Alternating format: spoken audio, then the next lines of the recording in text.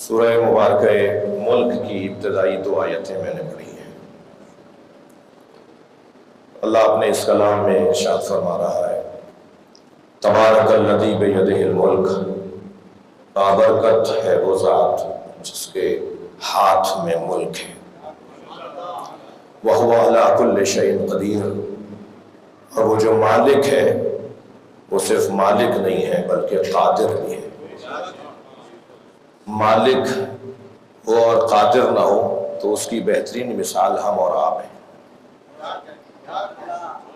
ہم اپنی چیزوں کے مالک ہیں مگر اپنی چیزوں پہ قادر نہیں ہیں۔ یہ کپڑے ہمارے ہیں، ہم مالک ہیں مگر ان پہ قادر نہیں ہیں، یہ ہماری مرضی پہ چلتے نہیں ہیں۔ صلوات پڑھیں محمد۔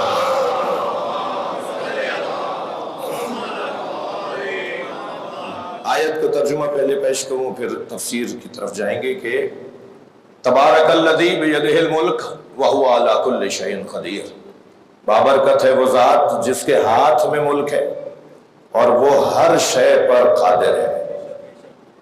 ادب سے تعلق رکھنے والے احباب بھی تشریف فرمائے، عربی گرامر میں اگر ہوا ضمیر منفصل مقدم ہو جائے، ہم، ہوا، ہما، اگر یہ مقدم ہو جائے تو انحصار کا فائدہ پہنچاتا ہے، یعنی وہ جملہ ہے، اس جملے کا مطلب یہ ہے کہ جو اس کے بعد کہا جا رہا ہے یہی ہے اور بس، اس کے ساتھ کوئی اور شریک نہیں ہوگا۔ وَهُوَ عَلَىٰ كُلِّ شَيْءٍ قدیر، وہی ہے، اب ترجمہ ہوگا وہی ہے جو ہر شے پہ قادر ہے۔ اللہ کے بارے میں وہی ہے جو ہر شے پر قادر ہے۔ اب یہاں اللہ مالک ہے، اللہ قادر ہے، وہ مالک ہے اور قادر ہے، اس کی دلیل کیا دی ہے اس نے؟ سورہ مبارکہ الحمد کی ہر آیت کی بعد والی آیت اس پہلی والی آیت کی دلیل ہے۔ آپ سورہ الحمد کو دوبارہ پڑھیے، الحمدللہ رب العالمین، حمد ہے اس اللہ کے لیے، کیوں بھائی اس اللہ کے لیے؟ اس لیے کہ للہ رب العالمین، کیوں بھائی اللہ الحمدللہ رب العالمین، کیوں رب العالمین ہے؟ الحمدللہ رب العالمین الرحمن الرحیم۔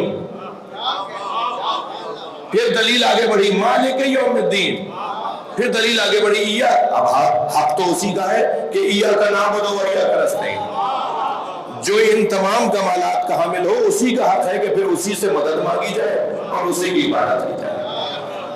ایسے ہی سورہ توحید کو آپ لے لیجئے، سورہ مبارکہ توحید کی ہر آیت بعد والی آیت اس کی دلیل ہے۔ قل هو اللہ احد، اے میرے حبیب کہہ دو وہ اللہ احد ہے۔ اہل دقت تشریف فرمائے، میرے سنی شیعہ بھائی عزیز تشریف فرمائے، یہ سورہ بھی بڑا حسین سورہ ہے قرآن کا، یوں تو ہر پیغام ایک حسن رکھتا ہے، مگر سوروں میں بعض سورے عروس السورہ کہلائیں گے، قلب السورہ، قلب القرآن کہلائیں گے، عروس القرآن کہلائیں گے، بہار القرآن کہلائیں گے۔ قل اے میرے حبیب تم کہہ دو وہ اللہ احد ہے، تو خود کیوں نہیں کہہ رہا کہ تو احد ہے؟ آیت ہو اللہ احد سے کیوں نہیں شروع ہو رہی؟ سورہ ہو اللہ احد سے شروع کیوں نہیں ہوا؟ سورہ شروع ہو رہا ہے قل اے حبیب تم کہہ دو، یعنی اللہ بھی وہ اللہ منوانا چاہتا ہے جو مصطفیٰ کرتا ہے، اپنی پسند کا اللہ ہے۔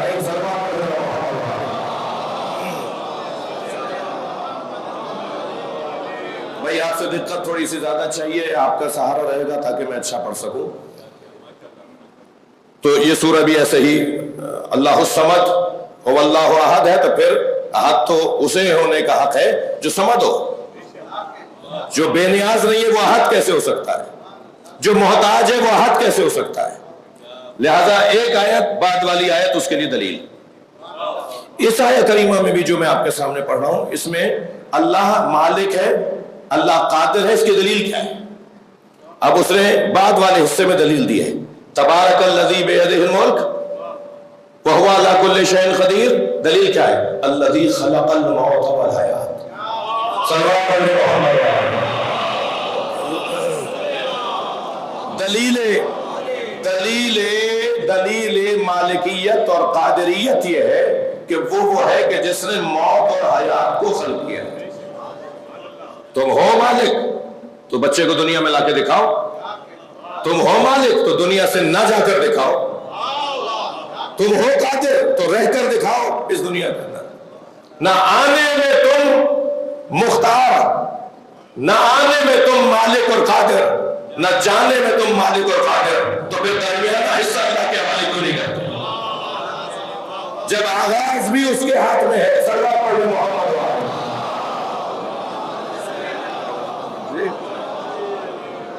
جب انجام بھی اس کے ہاتھ میں ہے، تو پھر درمیانہ حصہ اس کے حوالے کیوں نہ کر دیا جائے؟